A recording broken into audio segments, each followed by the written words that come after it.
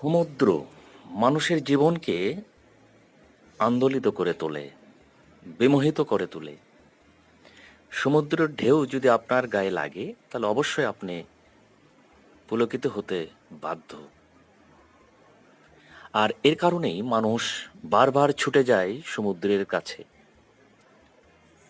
আর আমরাও যাই সমুদ্রের কাছে বারবার ফিরে।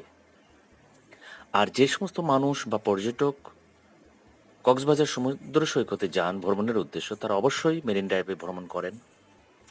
মেরিন ড্রাইভে যারা যান সাধারণত কক্সবাজার থেকে কয়েক কিলো দূরে প্রথম গিয়েই যে কালভার্টটা পাবেন, সেই কালভার্টের বাম পাশে একটা মৃত ঝর্ণা বলা হয়, সেই ঝর্ণাটা পাবেন। সাধারণত জানুয়ারির পরে যারা যান এই স্থানটিতে একেবারেই পানি থাকে না, ঝর্ণাতে পানি থাকে না, একেবারে শুকনো। এখানে ঝর্ণা থেকে খুব পাহাড়ের ওয়াল ঘেঁষে খুব চুয়ে চুয়ে পানি পড়ে।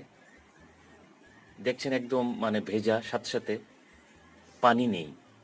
এইটি আসলে জানুয়ারি থেকে ফেব্রুয়ারিতে এই মৌসুমে যারা যান কক্সবাজারে এবং এই মেরিন ড্রাইভের এই ঝর্ণাটিতে যারা চোখে পড়ে দেখেন, এখানে ঝর্ণা বা পানি দেখতে পারেন না। কিন্তু যারা বর্ষা মৌসুমে এই জুন জুলাই বা আগস্ট এই মুহূর্তে যান, তখন এই ঝর্ণাটি, মৃত ঝর্ণাটি আসলে জীবন্ত হিসাবে আমাদের সামনে হাজির হয়। এবং এই ঝর্ণাটির যে আসল সৌন্দর্য এই বর্ষা মৌসুমে গেলেই চোখে পড়বে।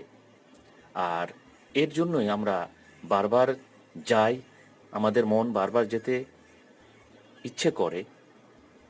যে সাগরের সৌন্দর্য একটা মৌসুমে দেখে শেষ করা যাবে না।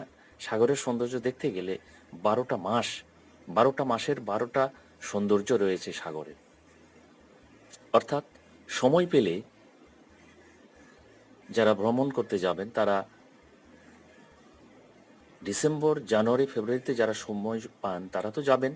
পাশাপাশি বর্ষা মৌসুমে যারা সময় পাবেন তারা বর্ষা মৌসুমে গিয়েও এই মেরিন ড্রাইভের সৌন্দর্যের পাশাপাশি উত্তাল সাগরের ঢেউয়ের সৌন্দর্য দেখে আসতে পারবেন কক্সবাজার গিয়ে।